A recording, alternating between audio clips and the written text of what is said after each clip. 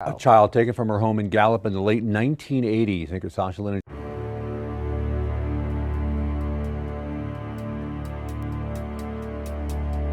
Hey family, and welcome back to another episode on our True Crime series. Imagine going to sleep with all of your children and waking up to one of them missing. Today we'll be talking about Anthonette Cayedito. Now, Anthonette went missing at the age of 9. She was known to be this smart, super excellent girl in school. She was very wise beyond her years. She was only 9, but she was said to act as if she was already a teenager. She would do tasks such as cooking and cleaning and even watching her siblings sometimes. Now, on the night that she went missing, or morning rather, her mom had went out. She hired a babysitter to come watch the girls. And when she got back around 12ish, she sent the babysitter home. Now, we don't know if the babysitter was male or female. That information we couldn't find, but we did know that she did hire a babysitter. Anthonette and her mom stayed up till around 3 o'clock that morning before they went to bed. All of the girls, it was Anthonette, her 2 sisters, Sadie and Wendy, and her mom. All of the girls had their own room. It was a 4-bedroom house, but the girls loved to sleep with their mom. So just like normal, they all piled up in their mom's bed and went to sleep. It was said that they all went to sleep at around 3 a.m. that night, and suddenly after everybody was sound asleep, Anthonette and Wendy said that they heard a mysterious knock at the door. Mm-hmm. Now, they both got up and went to the door at this time, and they said that they heard a male and female voice outside that was claiming to be their uncle, and that they instructed the girls to hurry up and open the door, that they was cold outside. Now, after realizing very quickly that they did not notice the male or the female voice, they refused to answer back. They also refused to open the door, and the girls just went back in the room and went to sleep.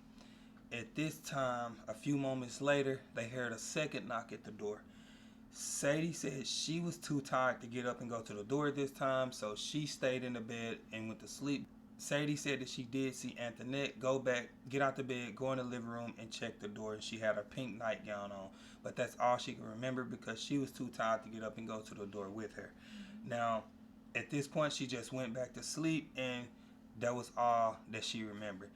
Well, the next morning, Anthonette's mom, Peggy, said she woke up around 7 a.m. to start getting the girls ready for church because it was a Sunday morning. Mm-hmm. She said she got Sadie and she got Wendy up and started to get them ready for church, but she quickly noticed that she did not see Anthonette.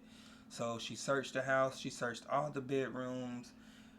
She searched the house up and down and realized that she couldn't see Anthonette. So at this time, she decided to go check the front door. And she noticed very quickly that the front door and the screen door was unlocked, which was very alarming. Right. And Anthonette was nowhere to be found. So at this point, she was very alarmed, but she kept hope alive. So her and the other 2 girls, Wendy and Sadie, thought that maybe Anthonette got up before everyone else and went outside to play because that was normal. So she went outside, knocking on all the neighbors' doors, but no one had seen Anthonette. We went looking for her around the house, nothing. Anthonette! I didn't start panicking until we checked with all the neighbors, went to every house, and nobody had no sight seen of her. And that's when I panicked. So at this point, that's when her mom, Peggy, got alarmed and decided to call the Gallup Police Department to file a missing person report. Now, for some reason, they said that she had to wait 8 hours before she could file a missing person report. Mm-hmm. So, I mean, that was the only choice she had, so that's what she did. Now, the case went basically cold because no one had seen Anthonette. The girls said that they heard the voices at the door, but they didn't go to the door or anything like that. So they went back to sleep, but all of a sudden, the second time, for some odd reason, Anthonette went by herself, and they went back to sleep. Now, her mom said Anthonette was very wise. She was very, very, very smart, and she knew not to open the door for anyone in the middle of the night, which leads her mom to think someone who maybe she would only open the door basically for someone she knew. So that was very alarming, but they had no answers. Now, they went around the neighborhood asking people, have they seen anything? Have anybody heard anything? And only this one neighbor said that they did see a brown van parked outside in front of the in front of their house. yeah, I can't pronounce their last name, but she said she did see a brown van parked outside in front of Anthonette's home in the middle of the night. Now, but she said, and she also recalled seeing two men walk up to the door, but she said that wasn't very alarming because that house was known to have a lot of traffic. So Right. that didn't alarm her, and that was all she had seen. Now, it wasn't until basically the case went cold for about a year. Yeah. And when they first got the first piece of information, they received a mysterious phone call from a young girl claiming to be Anthonette. Now, she said, Spooky. yeah, very spooky. It's giving me chills, but Yeah. they received a weird phone call after a year later, after the case had gone cold, from a young girl claiming to be Anthonette. Now, on the phone call, she repeated her name twice. She said, I am Anthonette such and such, and Cayedito. I'm Anthonette Cayedito, and I am in Albuquerque, New Mexico. So the operator at the police station asked her, where are you in Albuquerque, New Mexico? And at this point, before she could even answer back to the operator said she heard a male voice screaming, yelling, saying, who told you that you could use the phone? And she heard a loud scream, and suddenly the call ended. Now, the Gallup Police Department played this phone call back to Peggy, which is Anthonette's mom, and she, after hearing the phone call over and over and over, she said she is 100% sure that the little girl on the phone was her daughter, Anthonette, because she knew exactly how Anthonette pronounced her last name, and by the way of that scream, she said she was, just knew. yeah, she said she knew that that was her daughter on the other end of that phone. Listen to that tape over and over and over. And just by the way she says her last name and the way she screamed, sent chills all over my body. Because a mother knows, and I know, loves her. Now, when it comes to the man voice, she said she did not notice the man voice whatsoever, and she had no idea who that can be. Now, there is some conflict to this because a lot of people believe that it was just a prank call of someone knowing about this disappearance and knowing the case was cold, and that they would just give a prank call because a lot of people do a lot of weird stuff. Right. Now, the reason why a lot of people say that is because they said if she was in Albuquerque, New Mexico, everyone knows it's 1911 number, then how would she get the Gallup Police Department in Gallup, New Mexico if she was in Albuquerque? That call should have went to the Albuquerque Police Department. Right. But for some reason, some people believe that phone call was actually her. Some people believe that phone call was a prank. However, her mom said that was her daughter on the other end of the phone. And for some reason, I believe that it was her daughter too, because that phone call sounds very, very real. And I'll play that phone call right now. Police Department. Hello. I'm Anthonette Cayedito. Okay, whereabouts in Albuquerque? Who said he could use a phone? Hello? Anthonette, where are you? Anthonette? Hello? Now, when it comes, after that, the phone call didn't last very long, as you can see. The phone call was a couple seconds long, so at that point, they wasn't able to trace the phone call back. So, I mean, the case just basically went cold again. So, it wasn't until 4 years later, the Gallup Police Department was still looking for Anthonette, so they put out these age progression photos of what Anthonette should look like at this time. So they received a call 4 years later from a lady from Nevada saying that she believes that she seen Anthonette at a restaurant she worked at. She proceeded to tell them that she remembered waiting at a table with a couple that looked very dirty. That she said their appearance was very dirty, and they seemed very uneasy with another young girl who seemed to be as if she was being controlled. Right. So she said the young girl who she believed was Anthonette continued to drop her utensils on the floor repeatedly on purpose. And she would always walk back over and pick them up and set them back on the table. But she said every time she did that, the young girl would squeeze her hand very, Real very tight. Yeah. And she said that was weird, but she didn't think nothing of it at the time. Well, it wasn't until that couple and the little girl left and she went over to bust the table and she noticed a napkin with a written message on it that was underneath the little girl's plate that read, "Please help, call the police." Yeah. Now, she had seen the age progression photos, so she kind of matched it up and she said she know that was Anthonette. Now, this hasn't been, basically they weren't able to pretty much prove this because no one has seen Anthonette since. So after another year goes by, the police decided to re-interview witnesses and see if they remember seeing anything or if they forgot anything.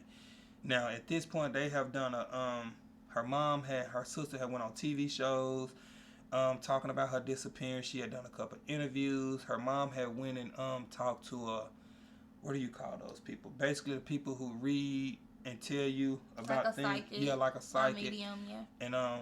And she specialized in missing persons, and that she told her mom, Wendy, that Anthonette was still alive, that Anthonette probably had children of her own at the time, and her mom was she was very happy with the information that she had got.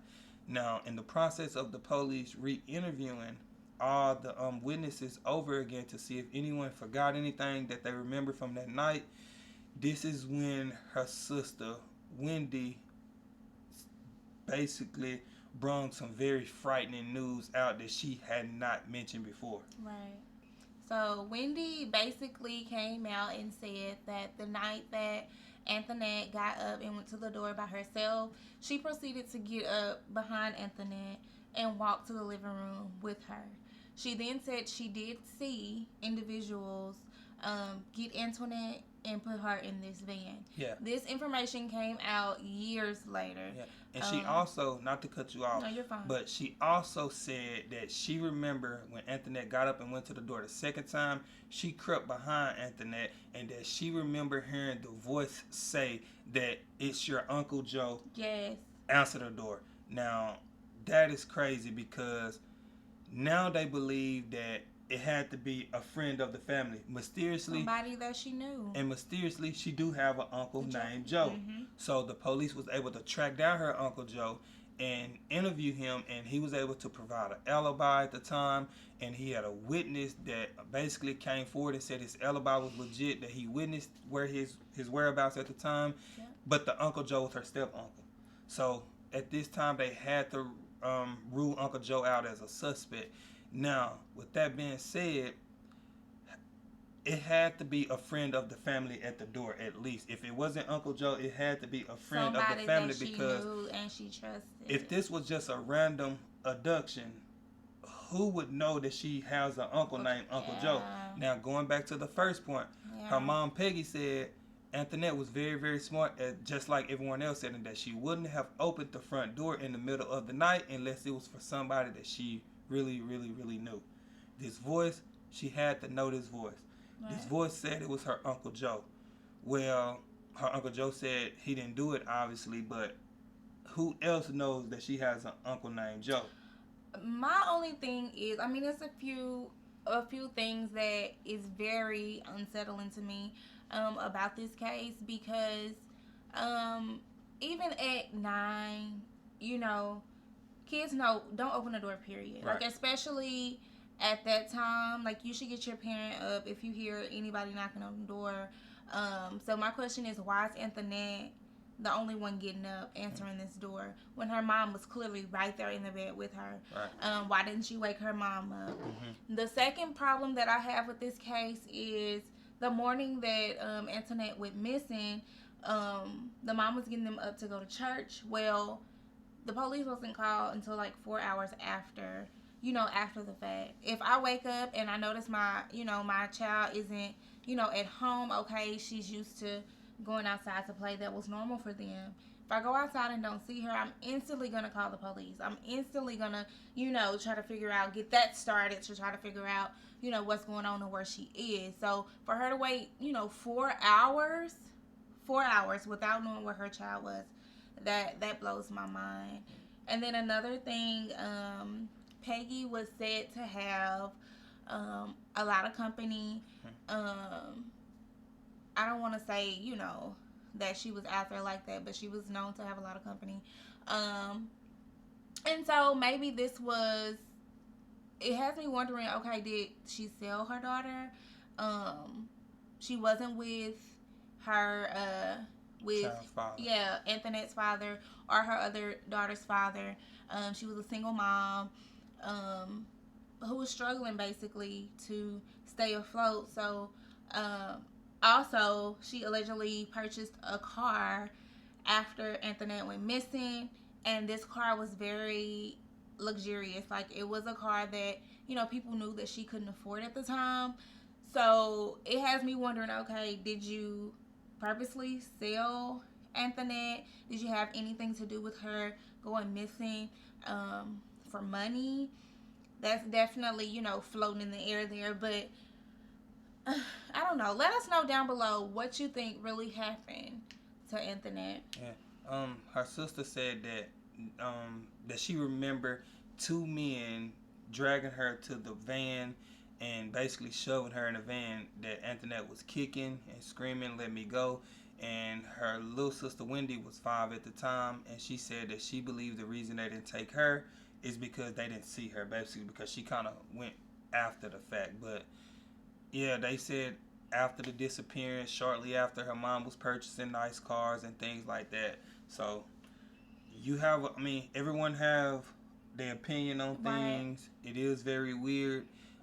Still to this day, it is July 2022. Anthonette has not been found. Don't know where Anthonette is. At this point, she would be way up there in age.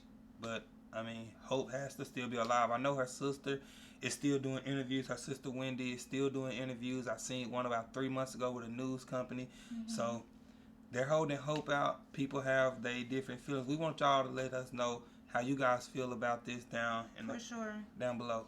We want to thank you guys for watching our videos and for rocking with us. If you have any true crimes that you want us to cover, please leave them down below and we will definitely get it up for you guys. Again, we thank you and we love you, and we will see y'all in the next one. Peace.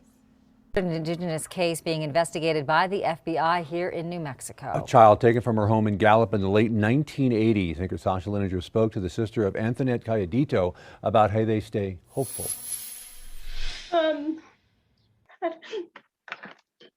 It's just 36 years later, that heartbreak still as raw as it was all those years ago. It's hard not knowing the point of no closure. What happened? Where did she go? Sadie Acevedo was 7 when her older sister, Anthonette Cayedito, went missing from their home in Gallup.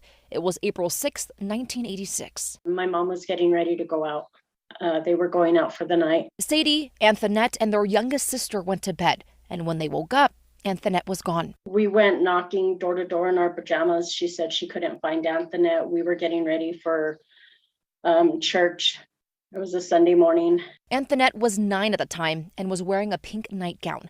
Investigators sharing this photo of what they believe she looks like years later. Anthonette would be 45 years old today. So we want to reach out to her. We want to reach out to the person who may have abducted her and say, enough is enough. Anthonette has freckles, a scar on her knee and lip.